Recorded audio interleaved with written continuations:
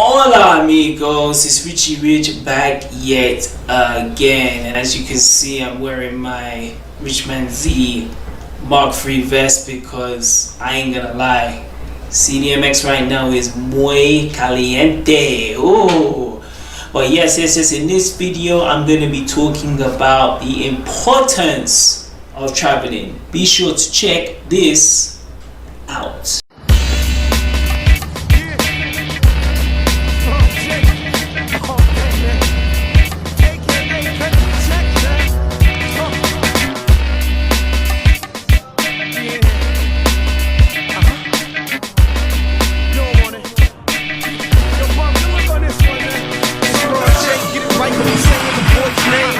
Following like I'm running the campaign. I'm in the cockpit like Afghani's running the plane. I take the show and then disappear like Dave Blaine. Caramba, whoo, it's hot in here. But yes, as I've put in the title, we're gonna be talking about the importance of traveling. Especially I'm directing this video to the ones who are like roughly in that same age group of, let's say, like early 20s to like mid 30s. And one reason why I say that is the times like most I'll even speak to the girls, like most guys and girls are not attached. They're most likely sometimes they're not with their family, and it gives them time to like see the world, learn different cultures, and just get these experiences that they won't be able to get in the later years. So where this video actually came, like I thought about it, was that like for the last I said good decade now, I've been making like solo travels, all across the world. I've gone from New York City, I've gone to Switzerland, Zurich, I've gone to Paris, France, I've gone to Atlanta, Georgia in the States, Florida, where I am now in Mexico, Morocco, Sierra Leone, of course, where Richie Rich is from, and just various other places across the world. And why I stress is the importance, especially for a young person, to do this, is that it goes into the whole thing of like really kind of growing up. One thing I found out, because as I said, like when I went to one of my first times I left the continent, by myself, solo travel, was to go to Washington DC. This was in 2012 when oh man, the president was like okay then. So, and I talked about this when I said about the fear of failure. I had gone to the States when I was El Nino, I believe it's when I was a rich boy, when I was in early elementary, elementary. I was going Washington, New York City, even in Jersey, Baltimore. I was going there as a kid. So fast forward when I'm in my early 20s, and I still remember that that enjoyment and that happiness of like going into the States. I made the decision to be like, okay, let me go to Washington DC, stop by NYC, Richie Rich's home away from home, and just do what I can to make it. And it wasn't easy. I spent that year in 2012, I was helping out at the Olympics, as a games maker, like volunteer, and I was just working, hustling. This was before the times of YouTube, so like I wasn't getting paid from that, and I wasn't a fitness trainer at the time, so I was just bouncing from different jobs, pretty much working as like an event kind of steward, staff, waiter, cashier. I did all of it, but I had this burning desire to go to the States, and it was very I remember because I spent like the whole 2012 from like the start of February all the way to September when I went to DC, and as the time was slowly approaching, as I bought the ticket, even I was getting terrified, like buying the ticket online, hoping that I'm actually buying it for the right airport, the JFK airport. You know, no, I'm sorry, it wasn't the JFK. It was the one in Washington D.C. But you know, past the JFK in NYC. But it was kind of like you know, early signs of like becoming a man and growing up. You know, to like go and just like travel to somewhere that you've gone before, but you know, as you go in as a solo, you know, person, it's like you gotta kind of basically man the fuck up, you know. And I do look at that trip when I went, because I'm not gonna lie, when I went to DC, you know, I was only just there just under a week because that's all I could afford, you know, at that time. And you know, I was in DC and I spent some time in New York City. But when I went, it was one of the problems, as I'll talk a bit later in this video, is I was going abroad and I was staying with so-called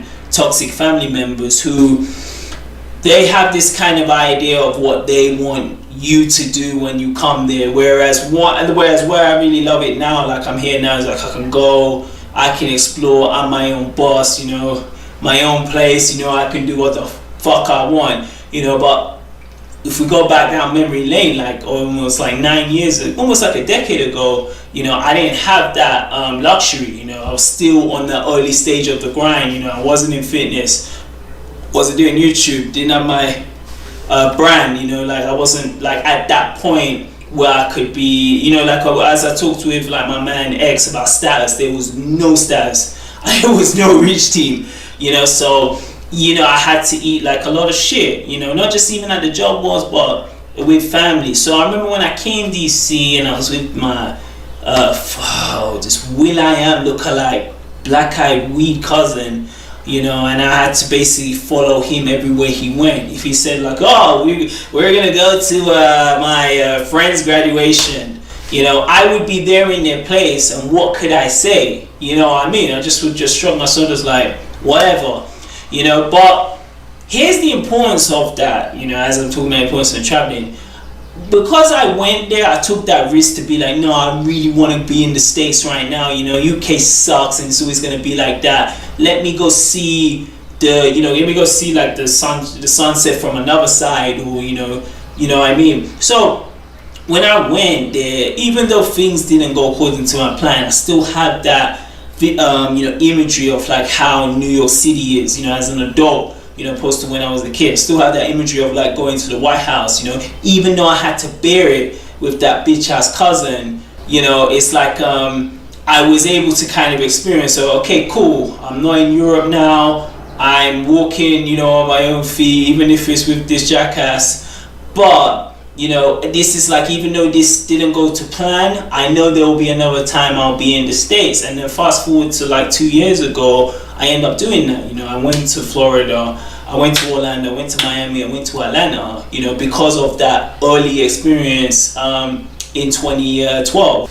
And, you know, I just think it's, you know, with me, it was always like, you see in my videos, you know, I am not a fan of United Kingdom, so it was always easy for me to leave, you know.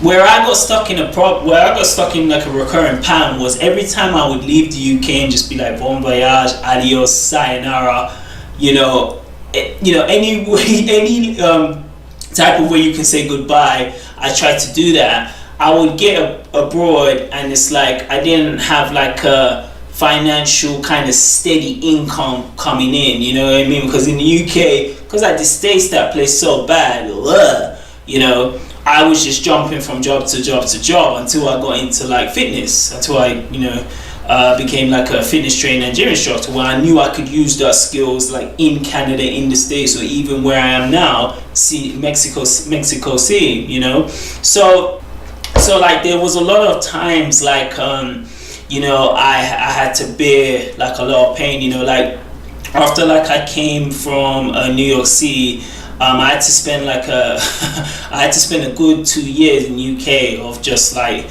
doing these like chicken change jobs until I was able to go to Switzerland, which was like a couple years later. And what was annoying was like I got to Switzerland and, you know, I ended up meeting a chica, and because my time in Switzerland, Zurich, I was in Zurich, Switzerland, which is such a beautiful country, you know, if I hadn't gone there, it wouldn't prepare for me for like going to Toronto, Canada, in what was it, just before the COVID 2019, but we'll talk about it later. But when I came to Zurich, Switzerland, again, I was just happy to get out of UK. I was ecstatic.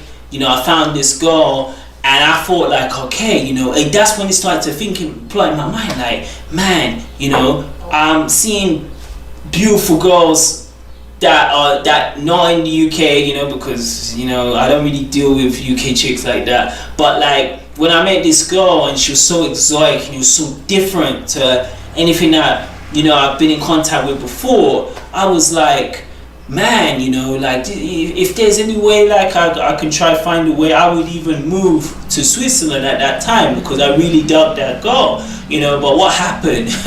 I ended up coming back from Switzerland back to the UK because of the finance problem, and as the time kept on waning on, like slowly contact with the girl like went away, and that was a recurring like pattern, of me of going to these different places, not even just meeting girls, but meeting like these ride or die kind of friends. And because of this kind of long distance kind of relationship, it would slowly deter, you know what I mean? And but here's with that the time going in Switzerland, this was like around 2015. With that experience again, because again it was another solo travel, I went there, still was like lodging with like my cousin was pretty cool, but it got me in that kind of like that kind of system of like, okay, if I want to go somewhere, I don't wait for anyone. I said this when I was in the Sumaya Museum, if you've got any kind of like if you got vision, or if you got this kind of goal, like, okay, I have to grab that apple, go get the ladder and pick it up for yourself. Some of these people, and I know I've got family members who do this, they would never ever risk like going to Switzerland or go to New York City or go to Mexico, where I'm now, by themselves. You know what I mean? Because why? Because they love the comfort zone. So many people, they don't want to step out of it because they're like, oh, I don't know what the unknown's like, so they'll stay in this comfort zone where they know nothing is ever going to change.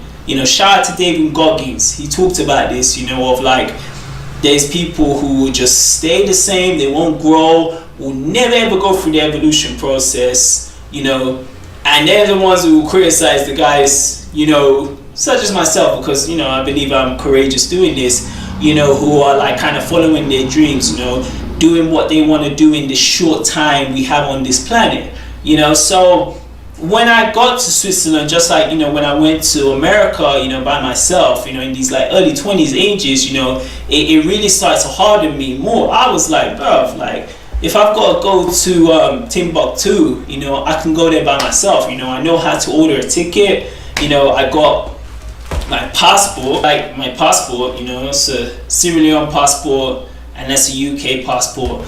As soon as I get that Canadian passport, I will throw this United Jack shit piece of trash into the bin, get a lighter, burn and dance around it, because I will never ever return back to United Kingdom, and that's a fact, Jack.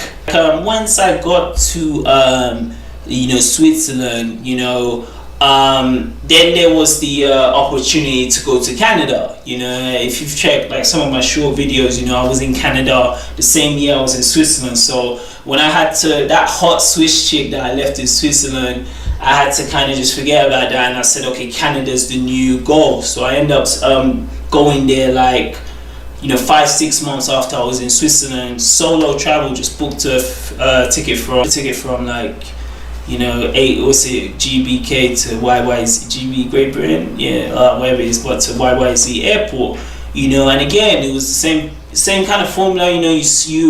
I think as well, especially when everyone's doing these traveling by their solo, try to go to places, if you're lodging with your family, or your cousins, or even if they're not immediate family, if you lodge with them, just make sure it's kind of temporary, because what I noticed as well is, and I'll talk about this even later is like sometimes when you kind of overstay your welcome, they'll start to look at you funny, like, okay, why is he still here? Like if you're going there for like, at the max, I think when you're lodging with your family, like, when you're coming from when you're lodging with like, family or even friends, it's like 10 days or 2 weeks, because after a while, man, they'll get sick of you.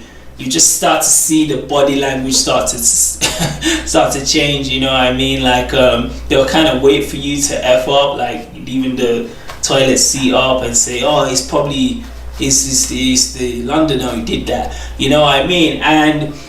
But as I said, for like, people traveling in them early stages by yourself, because it is a daunting kind of intimidating thing to do that, because especially like going to Canada and going to America, is all good, you know what I mean, because their English, your English, just a different accent. But when you come to like going to Switzerland, going to France, going to Morocco, going to Mexico, you have to really put yourself in a position like, oh, I am down to learn this language. I will do whatever it takes to make sure I'm here, for a good amount of time, So it is a cool thing sometimes to go out a limb, to be like, yeah, I can go to like, Austria, even though I don't speak German. I can go to Argentina and I don't speak Spanish. But I believe that you need these kind of early trips, just by yourself, like if you are an English speaking, or if you are Spanish speaking, going to Mexico, even when I came on my flight here, I had I meet my amigos who came from Madrid and came to Mexico. That was fine, or like a French person from France going to like Montreal, Canada.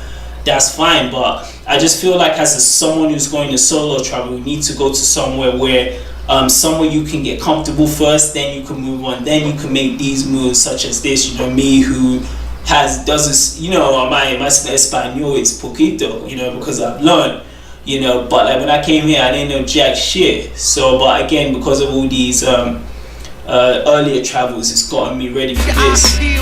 You might not see me coming, cause I'm tinted up on the windshield. Yeah, I don't think you want it. You don't really want it with me, so you need to pull up a chair, something, cause I ain't going nowhere. Yeah,